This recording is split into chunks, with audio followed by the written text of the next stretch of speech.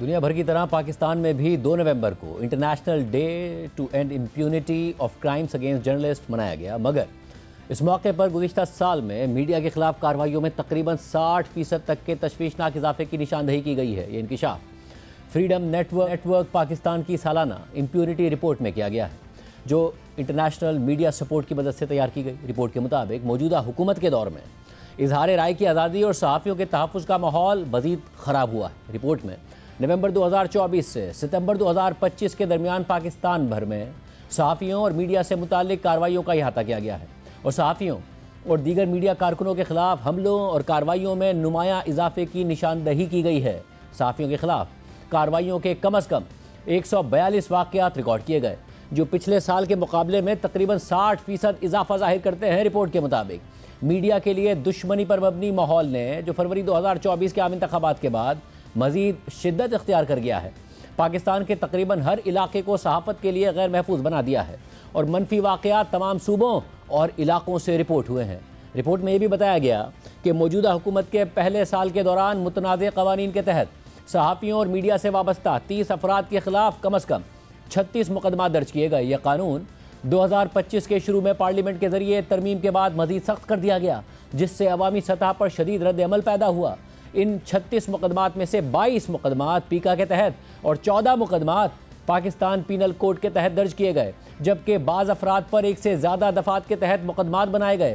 زیادہ تر پیکا کے مقدمات پنجاب میں درج ہوئے، جبکہ پاکستان پینل کوڈ کے تمام مقدمات پنجاب سے رپورٹ ہوئے۔ رپورٹ کے مطابق پنجاب اور اسلام آباد مشترکہ طور پر پاکستان میں صحافیوں کے لیے سب سے زیادہ خطرناک مقامات کے طور پر سامنے آئے اور دونوں مقامات سے 28% خلاف ورزیاں رپورٹ ہوئیں۔ اس کے بعد خیبر پختونخوا، سندھ، بلوچستان اور آزاد کشمیر کا نمبر آتا ہے، جبکہ گلگت بلتستان سے کوئی کیس رپورٹ نہیں ہوا۔ رپورٹ کے مطابق سب سے زیادہ نشانہ بننے والا میڈیم ٹیلی ویژن رہا، اس کے بعد پرنٹ اور ڈیجیٹل میڈیا آئے، جبکہ ایک ریڈیو سے منسلک صحافی بھی متاثر ہوا۔ پاکستان میں اختلاف رائے کے لیے جگہ واضح طور پر کم ہو گئی ہے اور آزادی سے اظہار رائے کرنے والے افراد، خاص طور پر آن لائن صحافت کرنے والے صحافیوں کے خلاف مقدمات میں نمایاں اضافہ ہوا ہے۔ مبہم الزامات اور کمزور قانونی حفاظتی اقدامات نے حکام کو یہ موقع دیا کہ وہ فوجداری قوانین کو دباؤ کے ہتھیار کے طور پر استعمال کریں، جس سے اظہار رائے کی آزادی اور صحافتی خود مختاری کو نقصان پہنچا۔ انسانی حقوق کی تنظیموں، صحافتی یونینز اور بین الاقوامی اداروں کا کہنا ہے کہ پیکا میں کی گئی نئی ترامیم نے قانونی ابہام کو بڑھا دیا ہے اور انتظامیہ کو غیر معمولی اختیارات دے دیے ہیں، جنہیں بعد میں صحافیوں، سوشل میڈیا پرسنز اور سیاسی کارکنوں کے خلاف استعمال کیا گیا۔ اس کے نتیجے میں گرفتاریوں، FIRs اور چینل بند کیے جانے کے ساتھ ساتھ قید اور جرمانے کی دھمکیوں جیسے واقعات سامنے آئے۔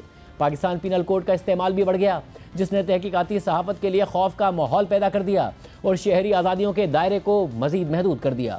رپورٹ کے مطابق جنوری 2025 میں پیکا میں ترامیم جلد بازی میں منظور کی گئیں، جن پر بہت کم مشاورت کی گئی۔ ان ترامیم میں متنازع شقیں شامل تھیں، جیسے کہ جعلی یا غلط معلومات کو جرم قرار دینا، ڈیجیٹل رائٹس پروٹیکشن اتھارٹی کا قیام جسے وسیع اختیارات دے دیے گئے اور بلاک کیے جانے والے مواد کی تعریف کو وسیع کر کے اس میں نشریاتی میڈیا کو بھی شامل کر لیا گیا۔ مزید پابندیاں ستمبر 2025 میں لگا دی گئیں، جو مسلسل تنقید کے باوجود حکومت کے ڈیجیٹل اسپیس پر کنٹرول کے ارادے کو ظاہر کرتی ہیں۔ Pakistan federal union of journalist کے مطابق دسمبر 2024 میں صرف ایک ماہ کے دوران 150 صحافیوں پر پیکا کے تحت مقدمات قائم کیے گئے، اکثر اس الزام پر کہ وہ ریاستی اداروں کے خلاف جھوٹی کہانیاں پھیلا رہے ہیں۔ انٹرنیشنل پریس انسٹیٹیوٹ نے پیکا کو صحافیوں کو دبانے کا ایک طاقتور ہتھیار قرار دیا، جبکہ پاکستان پریس فاؤنڈیشن نے 2024 میں صحافیوں اور میڈیا ورکرز پر 168 حملوں کو ریکارڈ کیا۔ Reporters without borders, global voices اور نیشنل اسمبلی نے بھی درجنوں کیسز دستاویزی شکل میں پیش کیے، جبکہ انٹرنیشنل فیڈریشن آف جرنلسٹ نے پیکا کو مارشل لاء سے تشبیہ دی۔ ہیومن رائٹس واچ اور ایمنسٹی انٹرنیشنل نے انٹرنیشنل ہیومن رائٹس اسٹینڈرڈز کی خلاف ورزیوں کے باعث اس قانون کی منسوخی یا اس کی بہتری کا مطالبہ کیا۔ کئی نمایاں مقدمات اس قانون کے صحافیوں کے خلاف استعمال کی مثال بنے، جن میں دہشت گردی کے الزام اور پیکا کے تحت گرفتاریوں اور الزامات کے علاوہ یوٹیوب چینلز کو نشانہ بنانا بھی شامل تھا۔